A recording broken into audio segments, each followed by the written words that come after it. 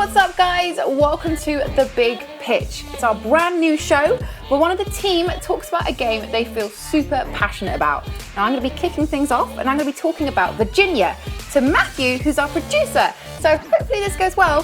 Please don't fire me. So, I've not played this game. I have no idea what it is. I mean, it's quite hard to tell from the name, Virginia. What's the deal? What's going on in this? Right, so Virginia is an extremely unique game. In a sense, it's almost not even a game. So basically, you play a FBI agent and you are tasked with finding a missing child.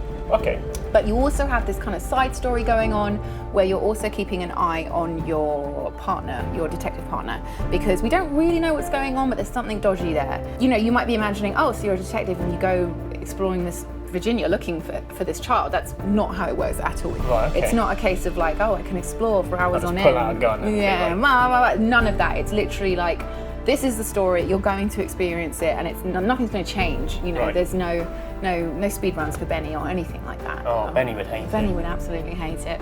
So for me, the standout thing that I noticed straight away is how good the music is in this game. It's probably the most stunning music I've experienced from a video game, and I'm a lover. Really? I'm a lover of video game music. That's a bold claim. Yeah, it's a beautiful soundtrack. It's by the Prague Orchestra, and it's like this sweeping. It's a good orchestra. Yeah, it's a good one, right? Top 5, Prague, definitely. Top 5. It's one of my top 5 philharmonic orchestras, right there.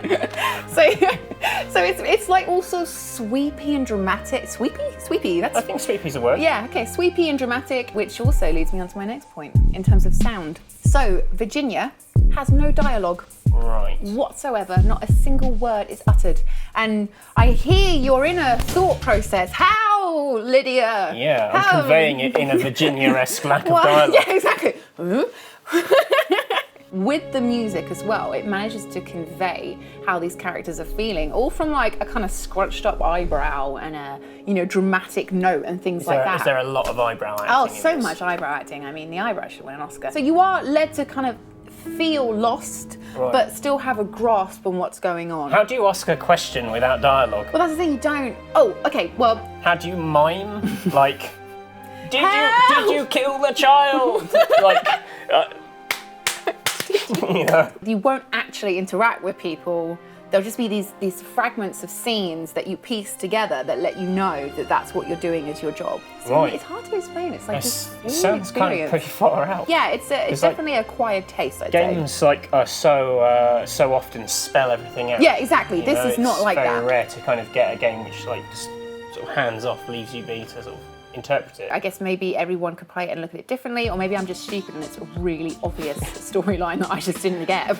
Yeah, it's like a man with a child in his sack. What does this walking mean? around town, and everyone's like, it's probably that sack guy, and you're like, oh, I wonder what is this signify? Yeah. So one thing I really enjoyed about this game was, from the topic of like interpretation and things like that, is the vibe it gives. So it's very kind of like a David Lynch film or program. Right. Are you a fan of his style? Yeah, like Twin Peaks, Blue Velvet and stuff like that. Exactly. Yeah. So it's very sort of trippy and surreal. Like, for example, you'll be walking down a corridor, and say your destination is to get to the office. You'll be walking down the corridor, like just loving that corridor. And before you know, and you'll just cut and you'll be in the office mid-conversation with someone. So it'll just have these like jumps where you're into the next bit. So it almost gives you like stress because you're never settled in anything you're doing because you're just waiting to be like jumped.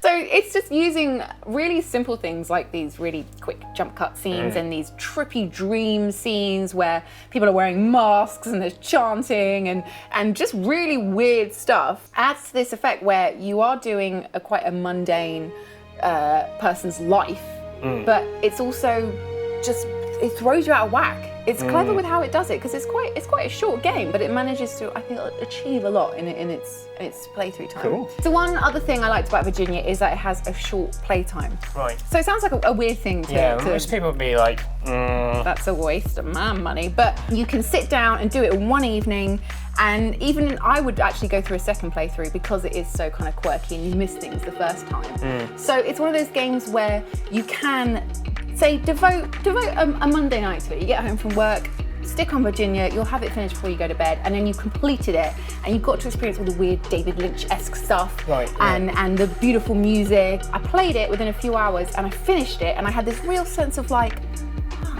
I've done it. I've really achieved Yeah, I something. really achieved something, and it sounds like a weird reason to be saying it's good, but it's it's not a particularly pricey game. It's like £6 or something, so it's basically like a sort of price of a digital movie rental, and it sounds like it's the length of a movie. It sounds like it's something that like no one else has ever done before. It sounds like a kind of true original. Is there anything else like Virginia in the world? I think there's definitely games which have a very similar feel and style to it. For me personally, it is the first time I played a game like this, so it was a really interesting, unique experience. But I still feel games like this are the minority. Like, don't get me wrong, I'm a big fan of AAA games and huge, gigantic RPGs and things like that. Like, I love those too. But in terms of what Virginia offers, I still think is very unique. You're only going to find a handful of games out there that can do that. I think you've managed to convince me. Yeah? I'm going to give Virginia a go. I absolutely love detective fiction. It's just what I need. I've been murdering thousands and thousands of creatures in Gears of War 4. I'm glad you clarified that at the end. So do you feel like my pitch was successful? Yeah, I think so. I'm going to give it a go. Successful pitch! Thanks for watching, guys. Don't forget to leave a comment pitching a game to us, something you think that we should play. And whilst you're at it, hit the subscribe button right now. And if you like your games a little larger in scale, why not check out our A to Z of Gears of War 4 and check back tomorrow at 6 PM for another new show. All right, see ya. Bye. Bye.